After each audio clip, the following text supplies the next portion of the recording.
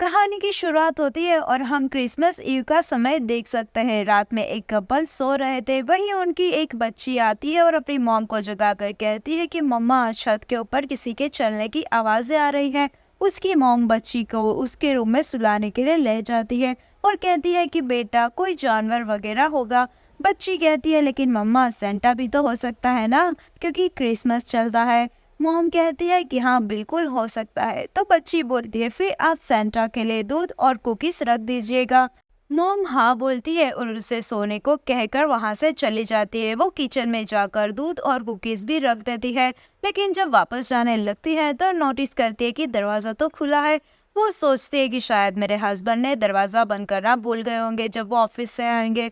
तो वो उस दरवाजे को बंद कर देती है और ये बात को नजरअंदाज कर देती है और रूम में आकर अपने हस्बैंड को कहती है कि आपकी बेटी ने सेंटा के लिए दूध और कुकीज रखवाए हैं, तो सुबह होने से पहले सेंटा बनकर उसे खा लीजिएगा। हस्बैंड कहता है कि ठीक है और ये दोनों सोने के लिए चले जाते हैं। उधर उनकी बेटी अभी भी जाग रही थी। इस बार तो उसे घर के अंदर किसी की चलने की आवाजें आ रही थी। वो जब नीचे जाकर चेक करती है तो वहाँ सेंटा को खड़ा हुआ देखती है। इसलिए वो फौरन अपने भाई के रूम में जाती है और कहती है, उठो भाई उठो, नीचे सेंटा आया है। लेकिन उसका भाई तो गहरी नींद में था, वो नहीं जागता। इसलिए वो अकेले ही नीचे आकर सेंटा को देखने के लिए आ जाती है। जब वो गौर से उसे देखती है तो उसे सेंटा की हरकतें अजीब लगती है, जो देखकर वो बहुत ही डर जाती है और दरवाजे के पास से जाकर छुप जाती है और वहां से सेंटा को देखने लगती है। सेंटा अपने थैले में से कुल्हाड़ी बाहर निकलता है, उसके हाथों में भी खून लगा हुआ था। यहाँ पर हम समझ जाते हैं कि वो कोई सेंटा नहीं, बल्कि सेंटा के बेस में कोई पागल संकी कातिल था। यहाँ पर उसका नाम आर द क्लाउन था, जिसे खत्म करना बहुत मुश्किल है। बहर लोगों को वो मारता था। बच्ची बहुत ही घबरा गई थी। आर द क्लाउन ऊपर जाता है और बच्ची के भाई के कमरे में सोते हुए उसे कुल्हाड़ी से वार कर देता है और फिर उसके ऊपर इतना अटैक करता है, उसके हाथ पैर बाजू सब कुछ काट कर अलग कर देता है। ये सब आवाजें सुनकर उस बच्ची की हालत तो खराब हो जाती है। वो भागकर छुपने के लिए चले जाती है। आर द क्लाउन यहाँ पर बच्ची के मॉम डैड के कमरे में जाता है और उसके डैड के चेहरे पर आते ही कुल्हाड़ी से वार कर देता है। वो बार बार कुल्हाड़ी से वार कर रहा था। ये आवाजें सुनकर उसकी वाइफ की नींद जग जाती है। वो अपना हाथ चेक करती है तो खून से लथपथ था। अब जैसे ही लेटे हुए अपने हस्बैंड को देखती है, उसकी लाश का इतना बुरा हाल देखकर वो बहुत ही डर जाती है और वहां से भागकर अपने बच्चों के रूम में जाती है। तो वो अपने लड़के को भी कटी हुई लाश पाती है। देखकर वो बहुत ही रोने लगती है। वो भागने के लिए नीचे आती है, लेकिन तब तक वो दरवाजे पर पहुंचती पीछे से क्लाउन आता है और कुल्हाड़ी फेंक कर उसे भी बुरी तरह मार देता है। अब ये सारा खून खराबा होने के बाद बड़े आराम से बैठकर वो दूध और कुकीज खाने लगता है, जो भी भरी हुई प्लेट साफ कर देता है। और फिर जैसे ही अलमारी खोलता है, वहां पर बच्ची छुपी हुई थी। ये देखकर उसकी हैवानियत फिर से जाग उठती है और वो बच्ची को भी मार देता है। इसके बाद कहानी 5 साल पहले शिफ्ट होती है, यानी कि कहानी पास्ट में जाती है। उस वक्त भी बिल्कुल ऐसे ही खून खराबा किया गया था। उस जगह पर एक पुलिस वाला आता है, जहां पर उसे 8 की सर कटी हुई लाश मिलती है। इसलिए वो कॉल कर अपनी पुलिस टीम को बुला लेता है और खुद इन्वेस्टिगेशन के लिए आगे बढ़ता है। पर अचानक 8 की बिना सर की लाश दोबारा जिंदा हो जाती है और पीछे से पुलिस ऑफिसर को पकड़ लेती है। हालांकि ऑफिसर ने गोलियां चलाई, लेकिन उससे कुछ भी असर नहीं हुआ। ऑफिसर को लिपटा देने के बाद 8 ट्रेन में घुस जाता है, जहां सिर्फ एक औरत बैठी हुई थी। 8 उसे अब डराने लगता है और उस ऑफिसर का कटा हुआ सर अपने सर पर लगा देता है और उसे पकड़ रखता है, जो और डरावना लग रहा था। जाहिर सी बात है, उसे देखकर औरत काफी डर रही थी। और इसके बाद हम एक मेंटल असाइलम को देखते हैं, जहां पर गार्ड को अचानक से सेल के नर्स में चिल्लाने की आवाज आती है। वो जब वहां पर चेक करने जाता है तो बहुत ही भयानक नजारा देखता है। असल में वहाँ की एक पागल मरीज जिसका नाम विकी था, उसने उस सरकटे को पैदा किया था, क्योंकि वो प्रेग्नेंट थी, लेकिन वो बच्चे की तरह ही उसने पैदा कर दिया था। 8 का सर भी उसी की तरह खतरनाक लगता था। इसे नर्स को मार दिया था, वहीं उसकी लाश को वो खा रही थी। बिल्कुल ऐसा 8 ने इस मरीज विकी के साथ किया था, यानी उसे काट दिया था, जिसकी वजह से शायद वो आर्ट से इन्फेक्टेड हो गई थी। उसका चेहरा भी बहुत ही बुरी हालत में था, वो अपने जिस्म के हिस्से खा रही थी, जिससे हम समझ पाते हैं कि वो भी आर्ट की तरह ही जालिम बन गई है और बेरहम हो गई है। उसने आर्ट की तरह ही किसी को भी नहीं छोड़ेगी। एक तरह से वो आर्ट की साथी बन गई थी, क्योंकि उसने दीवार पर दिल बनाकर उसका विक्की प्लस आर्ट लिखा हुआ था। यहाँ पर वो गार्ड देखता है कि आर्ट की भी सर कटी हुई लाश यहाँ पर आ गई है, लेकिन उससे पहले वो कुछ करता विक्की गार्ड को मार देती है। अब आर्ट उस सर को जो कि विक्की ने पैदा किया था उसे लेकर और विक्की को लेकर वहां से चला जाता है। ये दोनों एक ट्रेन में बैठकर निकल जाते हैं। वो दोनों एक खाली पड़े घर में जाते हैं, जहाँ विक्की खुद को शीशे में देखकर अपना सर मारकर उसे तोड़ देती है और वो शीशे का टुकड़ा लेकर बाथटब में बैठ जाती है और अपने हाथ को काटकर उस बाथटब को खून से भर देती है, जबकि उसके सामने आर्ट भी कुर्सी पर बैठ जाता है। जिसके बाद वो 5 सालों तक किसी पोजीशन में बैठे रहते हैं और कहानी 5 साल बाद आगे जाती है, यानी कि प्रेजेंट टाइम में आ जाती है।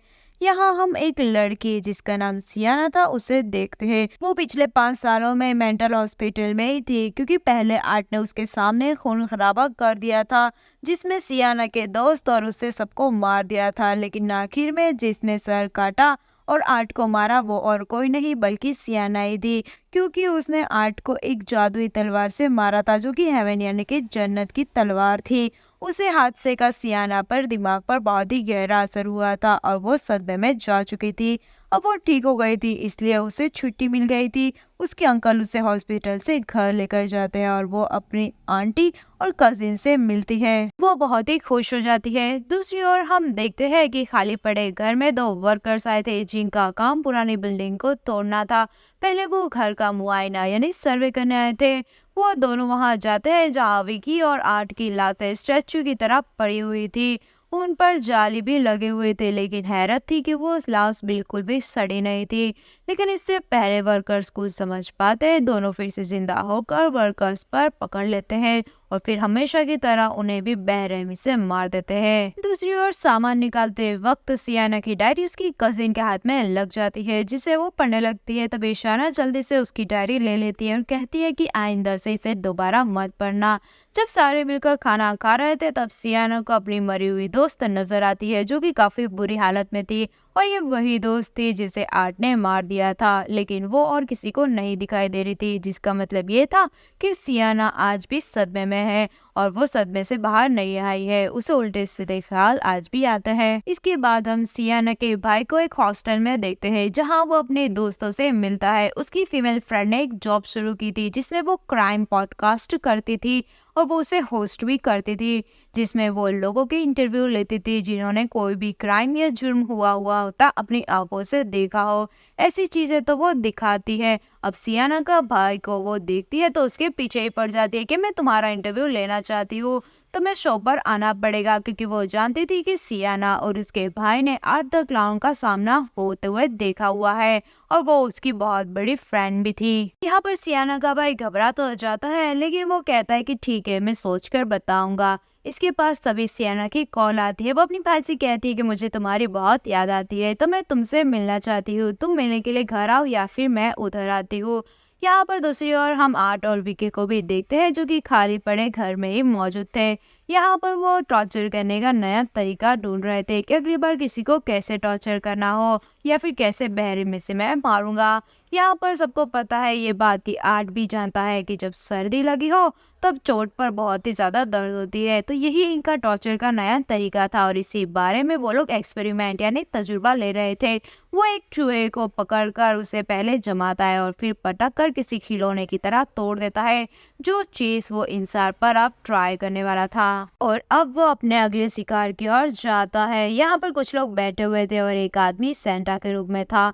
अब पहले तो आर्ट उसे अच्छी तरह हंसी मजाक कर बात करता है, लेकिन फिर धीरे धीरे वो अपनी ट्रिक्स दिखाकर परेशान करने लगता है, बिल्कुल वैसे ही जैसे वो अपने शिकार को तंग करता हो। तंग कर सब लोग बहुत ही हैरान हो जाते हैं। इसलिए आर्ट को मारने के लिए एक आदमी आता है।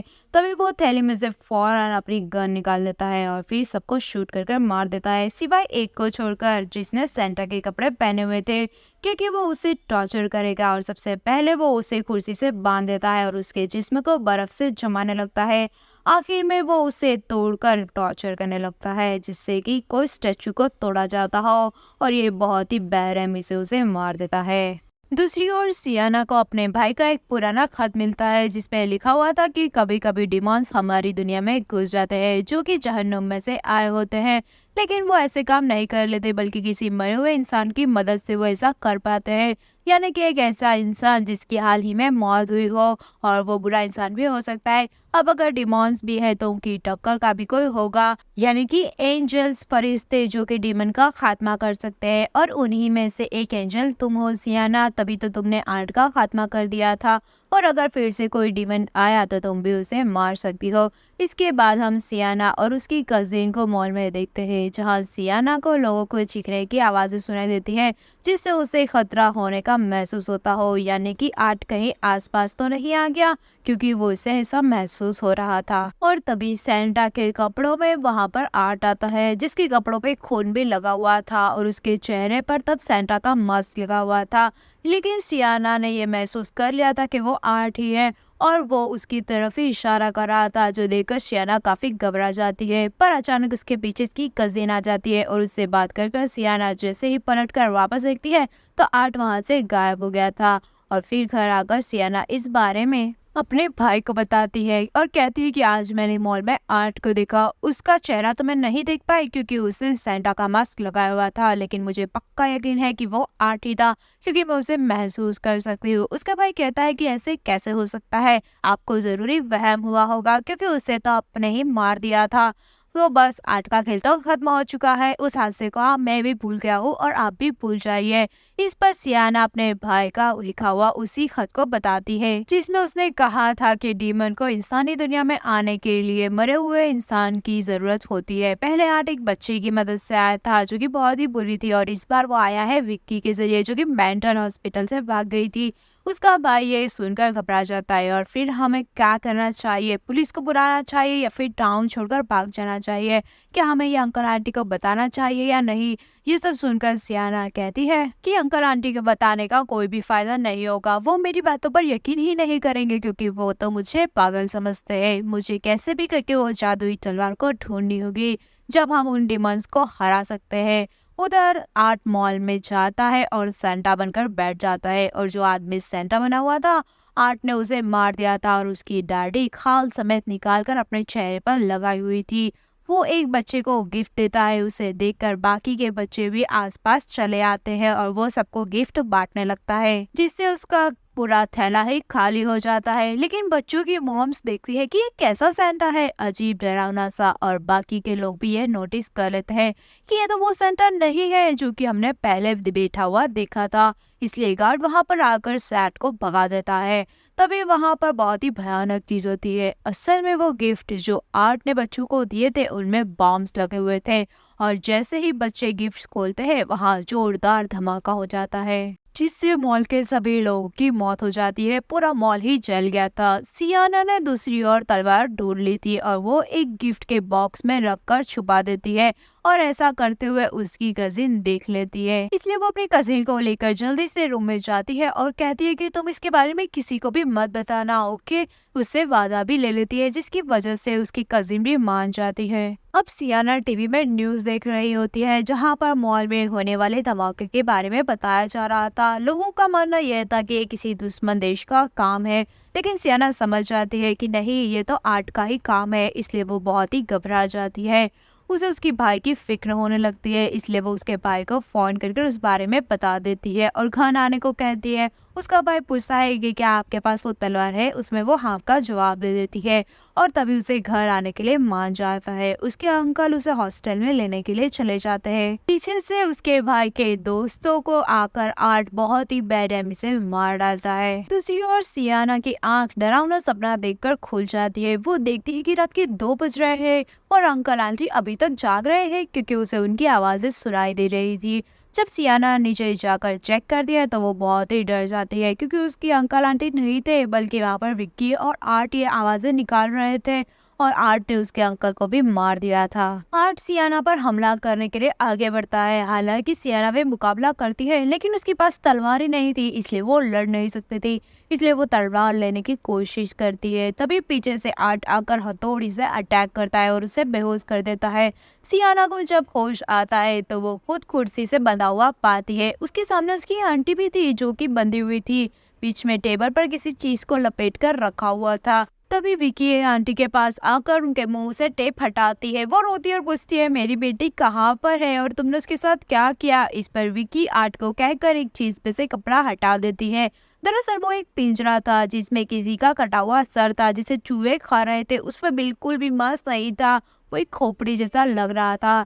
इसे पहचान भी नहीं पा रही थी। उसकी आंटी कहती है रोते हुए कि नहीं, ये मेरी बेटी नहीं हो सकती। आंटी रोने लगती है। तभी वो उसे टॉर्चर करने लगती है। उसके पाइप के जरिए उसके मुंह में चूहा डालती है और फिर आंटी का गला काट कर वो चूहे को बाहर निकालती है। बताओ इससे बेरहमी क्या ही हो सकती है। और इस तरह सियाना की आंखों के सामने वो अपनी आंटी की मौत देखती है और वो बहुत ही डर जाती है। यहाँ पर विक्की फिर सियाना को कांटों का तज पहनाती है और उसे भी टॉर्चर करना स्टार्ट करती है। तभी वहाँ पर सियाना की कजिन को लेकर आर्ट आता है। यहाँ पर आर्ट उस कटे हुए सर को चश्मा लगा देना था। ये यही बात का इशारा था कि ये सर सियाना के भाई का था। ये देखकर सियाना तो जैसे पागल ही हो जाती है। वो जोर जोर से चिल्लाने लगती है। उसे चुप करवाना बहुत ही मुश्किल हो जाता है। यहाँ पर विक्की आती है और कहती है मेरी बात सुनो, कोई गॉड नहीं है, और उसका गला दबाने लगती है। वो सियाना की हिम्मत तोड़ना चाहती थी ताकि वो अपने पर कंट्रोल कर सके, लेकिन सियाना इतनी मजबूत थी कि उसका तो गॉड पर बहुत ही पक्का यकीन था। उसकी हिम्मत नहीं टूट रही थी, इसलिए विक्की पूरी कोशिश करने के बावजूद भी उसे कंट्रोल नहीं कर पाती।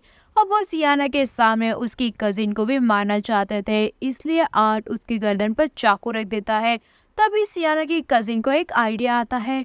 वो कहती है कि आप तो बहुत ही अच्छे हो, क्या मुझे मारने से पहले आप मेरी ख्वाहिश को पूरा नहीं करोगे? मेरी एक ख्वाहिश है, वो पूरी कर दो, फिर बेशक मुझे मार देना। अपना मैं एक गिफ्ट खोलना चाहती हूँ। जिस पर दोनों ये बात मान भी लेते हैं। ये वही गिफ्ट था दोस्तों जिसमें सियाना ने तलवार रखी हुई थी, क्योंकि उसकी कजिन जानती थी कि डिमोस को इसी से ही मारा जा सकता है। वो कहती है कि ये बॉक्स और कोई नहीं बल्कि सियाना ही खोलेगी, इसलिए ये सियाना को गिफ्ट का बॉक्स दे दिया जाता है। लेकिन उससे पहले आर्ट उसकी हथेलियों और उंगलियों को तोड़ देता है, जिससे उसे तकलीफ सहते हुए बॉक्स को खोलने में कामयाब हो जाती है। लेकिन हैरत की बात यह थी कि उसका हाथ अपने आप ठीक हो जाता है, क्योंकि उसने वो जादुई तलवार को हाथ लगा दिया था। अब बारी उसकी थी। वो सीधा तलवार निकालकर आर्ट का गला ही चीर देती है। फिर वो तलवार को विक्की की तरफ फेरकर उसके सीने के आर पार कर देती है। वहां से तलवार निकालकर उसके मुंह को भी चीर देती है और आखिर में उसका सर ही उड़ा देती है। इसी तरह विक्की का तो खेल खत्म हो जाता है। लेकिन तभी वहां पर आर्ट आ जाता है और उस पर हमला करने देता है। लेकिन अब तो इसके पास जादुई तलवार थी, इसलिए वो भी टक्कर की लड़ाई देती है। यहाँ पर उन दोनों की खतरनाक लड़ाई होने लगती है और आखिर में सियाना उस पर भारी पड़ने लगती है। वो उसके पेट में तलवार घुसाकर उसे दीवार से लगा देती है, पर तभी विक्की का खून तेजाब बन जाता है, जिससे जमीन पर फटने लगती है। और वहां पर सियाना की कजिन खड़ी हुई थी और नीचे जहन्नुम का रास्ता खुल जाता है, जहां उसकी कजिन गिरने लगती है, पर वो दीवार पकड़कर लटक जाती है। वो अपनी कजिन को वहां पर लटकते हुए देखकर सियाना आर्ट को छोड़ देती है और अपनी कजिन को बचाने के लिए चली जाती है। वो अपनी कजिन को कहती है कि तुम इस तलवार को पकड़कर ऊपर आने की कोशिश करो, लेकिन उसकी कजिन का हाथ भी फिसलता है और सियाना के हाथ में से तलवार फिसल जाती है, जिसके साथ कजिन और उसकी तलवार दोनों ही हेल में गिर जाती है। ये देखकर सियाना को बहुत ही दुख होता है। वो ये देखकर खुद से वादा करती है कि महल में जाऊंगी और अपनी कजिन और तलवार को वापस लेकर आऊंगी। तभी वो देखती है कि अरे आर्ट तो वहां पर नहीं है। खिड़की भी खुली हुई थी, जिसका मतलब था कि वो वहां से भाग गया है। दूसरी ओर बस में एक लड़की जो कि डिमंस वाली किताब पढ़ रही थी, तभी वहां पर आर्ट आकर बस में आकर बैठ जाता है और उस लड़की को डराने लगता है। ये खून खराबी सिलसिला एक बार फिर से शुरू होने वाला था और आर्ट को रोकने के लिए सियाना को अब हेल में जाना होगा और वहां से जादुई तलवार लेकर आनी होगी। और आर्ट का खात्मा करने के लिए एक बार फिर से उसके पीछे लगना होगा। और इसी भयानक एंडिंग के साथ ये फिल्म यहीं पर खत्म हो जाती है। तो कैसी लगी आपको ये कहानी, मुझे कमेंट करके जरूर बताएं। साथ ही में वीडियो को लाइक कर दे, शेयर कर दे और चैनल पर नए हो तो जल्दी से सब्सक्राइब बटन भी दबा दीजिए। मिलते हैं अगले वीडियो की एक्सप्लेनेशन में, तब तक के लिए अलविदा।